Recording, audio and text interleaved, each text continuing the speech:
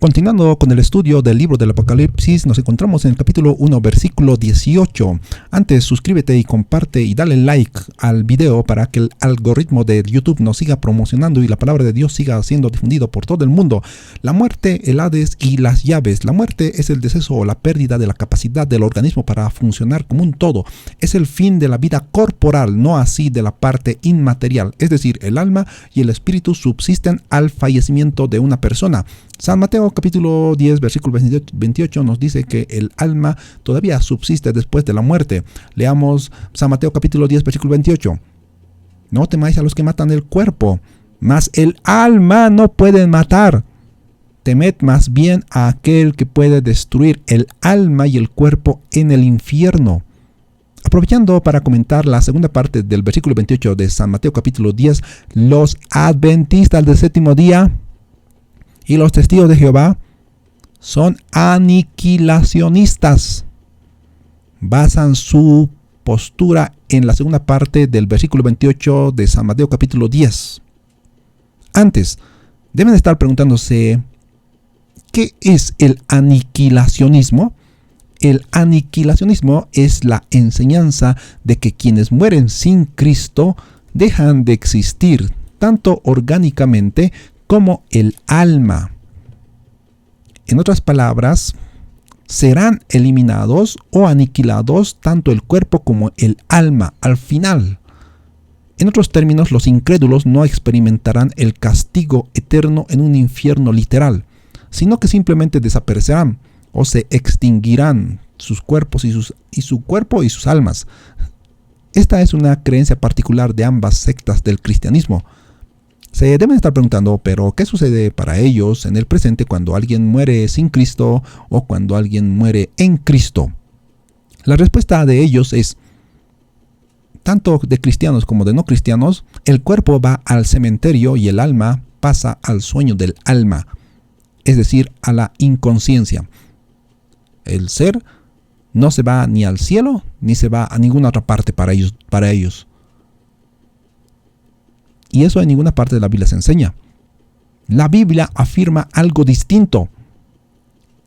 San Lucas capítulo 16 versículo 19 al 31. Por el tiempo no lo vamos a leer, ustedes lo van a leer en sus casas. San Lucas capítulo 16 versículo 19 al 31. Se observa que hay vida después de la muerte. La historia de Lázaro y el rico, conscientes después de su muerte corporal de ambos, e incluso aparece Abraham, y se torna incluso un diálogo entre Abraham y el rico. En el presente, el seno de Abraham está en el tercer cielo, luego donde cada cristiano genuino va en el presente, si muere, va a aquel lugar. No la parte corporal, sino la parte inmaterial. Filipenses capítulo 1 versículo 23, San Pablo quería irse de esta tierra porque era muchísimo mejor estar con Cristo. Filipenses capítulo 1 versículo 23. Porque de ambas cosas estoy puesto en estrecho, teniendo deseo de partir y estar con Cristo, lo cual es muchísimo mejor. Jesucristo descendió a los infiernos, a las partes inferiores de la tierra.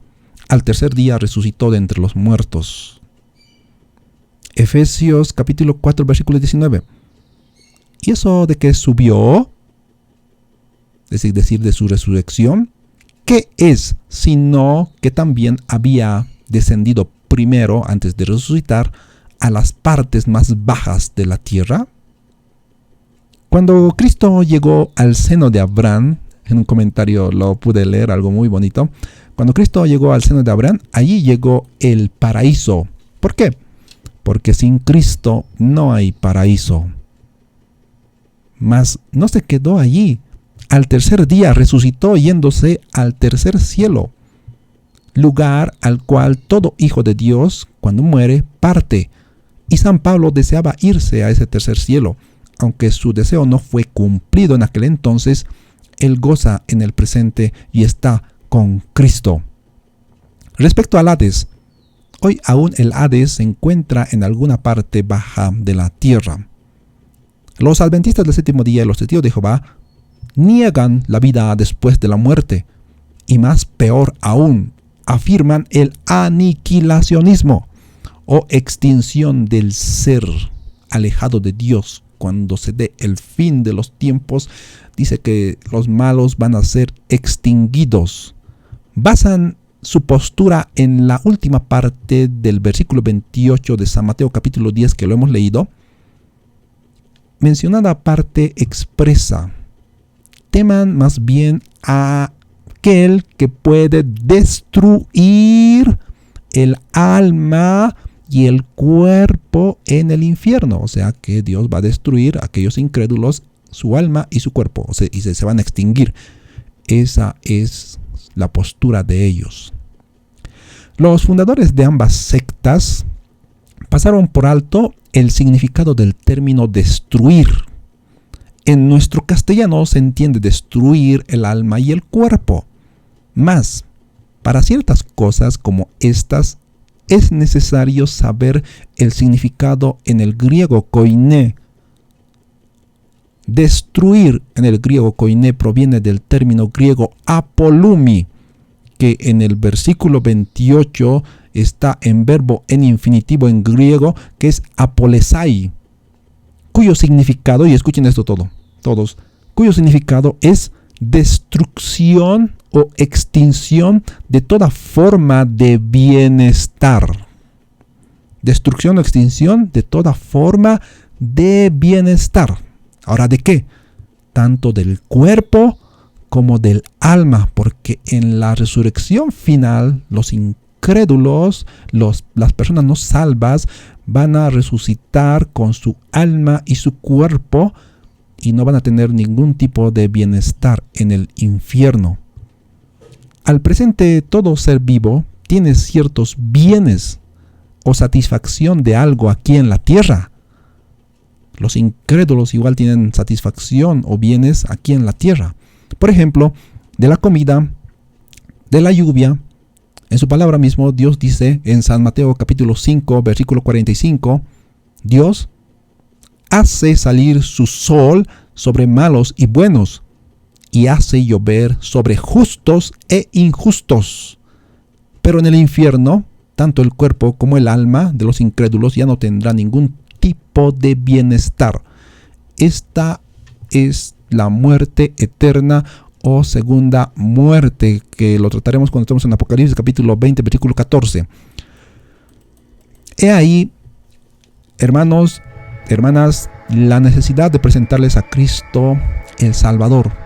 Presentarles a los hijos, a los padres y a las madres, a los amigos, a nuestras amigas, a nuestros conocidos y a toda persona a la que podamos predicarles, ya que su final es desastroso por toda la eternidad. Mas Cristo tiene las llaves de la muerte. Llave es señal de autoridad, y Cristo tiene la autoridad sobre la muerte, porque en el presente mismo, mi persona que leyó en el capítulo 10 de San Juan, en el presente día, Jesús dijo que yo pongo mi vida, y a la vez Él tiene autoridad sobre la propia vida, y se resucitó al tercer día, y por eso le querían matar, porque se hacía pasar por Dios. Bueno, no es que se hacía pasar por Dios. Bueno, según los fariseos, según los de ese tiempo, creían que Cristo se estaba haciendo pasar por Dios, sino que Cristo mismo es Dios. Cristo tiene la autoridad sobre la muerte. Las llaves son significado de autoridad. Tiene autoridad sobre la muerte, tanto corporal como sobre la segunda muerte. ¿Y cómo puedes ser salvo de la segunda muerte? Teniendo a Cristo en tu corazón. Tiene esa autoridad debido a que Él es Dios. Venció a la muerte, resucitando al tercer día. Amigo, amiga, si aún no conoces al Señor, Él está esperando por ti. Solo ábrele el corazón, tu corazón, recibiéndole como tu Señor y Salvador. Arrepiéntete de tus pecados con lloro y quebranto delante de Él. Deja el mundo y sigue a Cristo. No temas hacerlo, porque Él será tu aliento, tu gozo y tu alegría, y cambiará tu tristeza en gozo. Él te dará el poder para salir del mundo. Tú te dirás y preguntarás, pero no puedo dejar el mundo porque me gusta mucho y no puedo dejar de pecar. Me gusta, pero dice el Señor que su evangelio es poder de Dios para salvación. En Romanos capítulo 1 versículo 16 se habla del poder de Dios para salvarte. Ese poder es dinamita de Dios para quebrantarte delante de Él, cayendo postrado de rodillas ante su santidad. Aférrate a Él, diciéndole: no me sueltes, Señor.